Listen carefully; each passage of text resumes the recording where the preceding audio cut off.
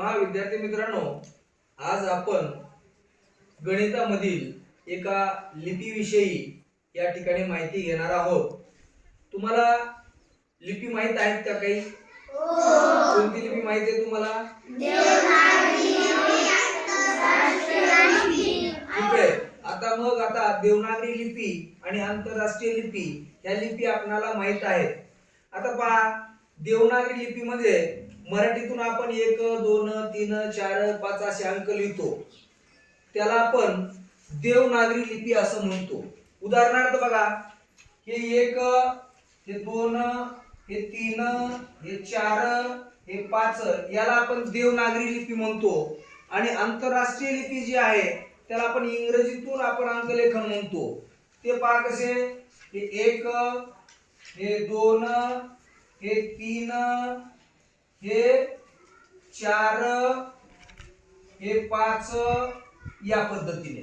हे झाले देवनागरी लिपी आणि ही आहे आंतरराष्ट्रीय लिपी. तर अशाच पद्धतीची तिसरी एक लिपी आहे आणि त्या लिपीचं नाव आहे रोमन लिपी किंवा रोमन संख्या. तर आपल्याला ज्या स्पर्धा परीक्षा आहेत, स्कॉलरशिप असेल, मंथन असेल किंवा BTS असेल, नवोदयची परीक्षा असेल, या सर्व स्पर्धा परीक्षामध्ये आपल्याला या रोमन लिपीबद्दल, रोमन अंकाबद्दल काही प्रश्न विचारले जातात. मग आपल्याला आज त्याविषयी थोडक्यात या ठिकाणी माहिती पाहिजे आहे. पहा, या ठिकाणी हे अक्षर या ठिकाणी दिलेले आहेत बघा. हे काय आहे?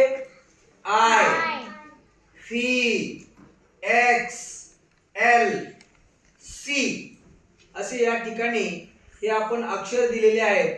आणि ही अक्षर म्हणजेच रोमन अंक आहेत. काय आहेत हे? रोमन अंक आहेत हे. आणि तुम्ही फक्त हे पाठ करायचे आहे. आता हे आय आहे. आय म्हणजे काय हे तुमच्या लक्षात आलं पाहिजे. आय म्हणजे 1. आय म्हणजे 1 या ठिकाणी लिहिलेलं आहे बघा. आय म्हणजे 1 म्हणजे आय, 2 म्हणजे डबल आय, 3 म्हणजे ट्रिपल आय. त्याच्यानंतर हे व्ही म्हणजे 5, व्ही म्हणजे 5, एक्स म्हणजे 10, एल म्हणजे 50 आणि सी म्हणजे 100 असे तुम्हाला अक्षर पाठ पाहिजे. आय म्हणजे 1.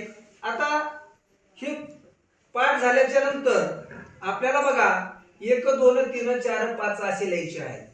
मग एक लक्षात ठेवायचे तुम्ही, 1 साठी आय, 2 साठी डबल आय, 3 साठी ट्रिपल आय, पण 4 साठी या ठिकाणी आय व्ही हे लिहावं लागतं. काय असं? तर आपल्याला 3 टप्प्यानेच फक्त पुढे जाता येतं. एवढं लक्षात ठेवायचं आहे.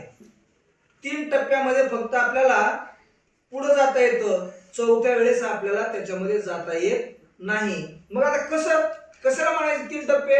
आता इथं बघा, हे आय आहे, 2 ला डबल आय आहे, 3 ला ट्रिपल आय आहे. पण 4 ला तर 4 वेळेस आय आहे का? नाही. आपण फक्त 3 वेळेसच पुढे जाऊ शकतो. नंतर मात्र जो पुढचा आहे 5, आयच्या नंतर काय दिलेलं आहे? 5 दिलेला आहे. मग या व्ही च्या अगोदर आपल्याला आय लिहायचंय. म्हणजे 5 मधून 1 काय केला? वजा केला. म्हणून या ठिकाणी आपल्याला हे 4 लिहिता वेळेस आय व्ही म्हणजे 4. 3च वेळेस आपण सरळ पुढे आलो. इथं मात्र आपण या पुढच्या टप्प्यातला जो व्ही आहे त्याच्यामधून हा 1 आय कमी केला आहे. लक्षात येते तुमच्या? त्यानंतर आपण पुढे चाललो 5 च्या नंतर बघा आय म्हणजे 5 आणि 1 6 असं होतंय. त्यानंतर 5 च्या पुढे डबल आय म्हणजेच या ठिकाणी 5 आणि हे 2 7 झाले. त्यानंतर 5 च्या पुढे ट्रिपल आय बघा 5 6 7 8. आता मात्र आपल्याला 5च्या पुढं 4 वेळेस आय लिहिता येत नाही, म्हणून आता पुढचा टप्पा आहे 5च्या नंतरचा x म्हणजे 10. आणि म्हणून आपल्याला याच्यातून एक कमी म्हणजेच काय, x मधून एक कमी करायचा आहे. म्हणून 9 साठी आपण या ठिकाणी ix असं लिहितो. त्याच्यानंतर 10 साठी x हे लिहिलं जातं. 1 ते 10 पर्यंत आपल्याला सगळे अंक व्यवस्थित लिहिता जर आले तर आपण 100 पर्यंत अंक लिहू शकतो. आता पहा पुढं, हे झालं आपलं 10 पर्यंत. मग आता आपल्याला 11 लिहायचंय. आता तुम्ही सांगायचंय मला, आता 11 लिहायचे आहेत आपल्याला 11. मग 11 साठी मला सांगा, हे या ठिकाणी 11 आहेत, हे 11 आहे. मग 11 साठी काय येईल, कोण सांगतंय? सांग. x आहे. x म्हणजे किती आहे? 10. आणि हे किती झाले? हे 11 झाले. आता 12 साठी सांगा, पटकन सांगायचं. सांगा. x double I. 13 साठी x ट्रिपल आय. 14 साठी कशामुळं? कारण आपण आता इथपर्यंत संपला आपला पहिला टप्पा. आता आपण दुसऱ्या टप्प्यावर चाललो. तीनदा आपल्याला पुढे जाता येतं. 1 2 3 वेळेस पुढे गेलो होतो आपण, बरोबर आहे का? पण आता जेव्हा पुढच्या टप्प्याकडे चाललो तेव्हा याच्यातून एक काय करायचं आहे, आपल्याला वजा करायचं आहे. म्हणून या ठिकाणी काय येणार आहे? x i v असं येणार आहे, बरोबर आहे? मग आता अशाच पद्धतीने पुढे आपल्याला 15 लिहायचंय. आता 15 साठी काय येईल सांगा बरं? x v. राईट, अगदी बरोबर आहे, x v. आता हे 15 झाले. 15 च्या नंतर आता 16 साठी काय येईल? x v i. अशाच पद्धतीने आपण पुढे जाणार आहे. मग नंतर 19 साठी सांगा बरं? x i x. 19 साठी हे 10 आणि ix मध्ये 9. 10 आणि 9 19. त्यानंतर 20 साठी डबल x. ऐक ना, हे 10 आणि हे 10 20 झाले. नंतर आपल्याला 21 साठी सुद्धा असंच चालायचं पुढं. Double x double x double I double x triple I. ऐक ना, या पद्धतीने चालायचे पुढं. नंतर पुढे बघा, जेव्हा आपल्याला 29 लिहायचे आहे तेव्हा काय येणार आहे? Double X I x. म्हणजे हे झाले 10 10 20. 20 आणि 9 29. अशाच पद्धतीने आपण triple X I triple x double I असं करत जाणार आहे. आता पुढच्या टप्प्यावर गेल्यावर 40 लिहायचे आपल्याला. 40 टप्पा तरी तर संपलेला आहे. 30च्या तिथं 3दा वापरले आपण ट्रिपल एक्स, बरोबर आहे? आता 4दा वापरता येईल का आपल्याला? नाही वापरता येणार. मग आपण 40 लिहिता वेळेस त्याच्या पुढच्या टप्प्याकडे गेलो. किती आहे इथं? एल आहे. एल म्हणजे 50. मग आता 50 मधून किती वजा केल्यावर 40 येतील? 10 वजा केल्यावर 40 येतील. म्हणून या ठिकाणी काय लिहिलं आपल्याला आता?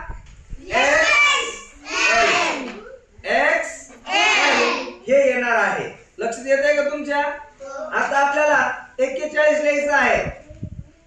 तेव्हा काय लिहिणार आपण?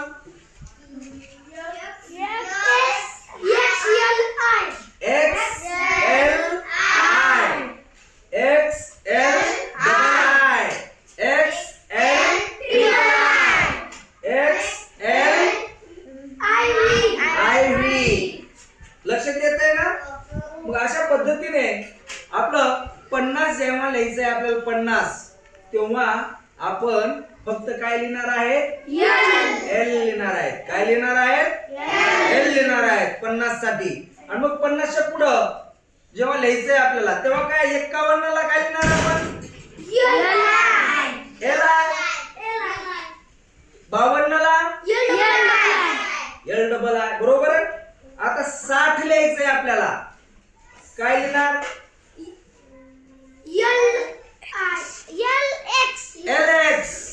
एल एक्स 60 ला काय लिहिणार आपण 60 आहेत नाही 60.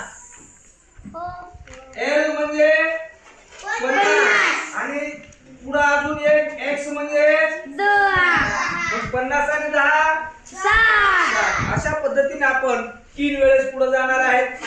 लक्ष झालं तुमच्या. मग झाले 80 पर्यंत गेलो आपण.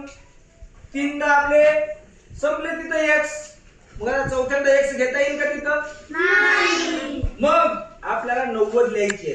मग 90 लिहिता वेळेस आपल्याला जावं लागेल कुठं 100 कडे जावं लागेल. सी कडे जावं लागेल. आणि सी मधून मग किती कमी करायचे एक्स वजा करायचे. म्हणजेच आपल्याला एक्स सी म्हणजे किती 90. आणि 100 साठी आहे सी. अशा पद्धतीने रोमन अंक आपण जर व्यवस्थित हे लक्षात घेतलं तर आपल्या परीक्षेमध्ये एकही रोमन अंकाविषयी प्रश्न चुकणार नाहीत. त्यामुळे याचा वारंवार सराव करा आणि आपला प्रश्न चुकू देऊ नका. धन्यवाद.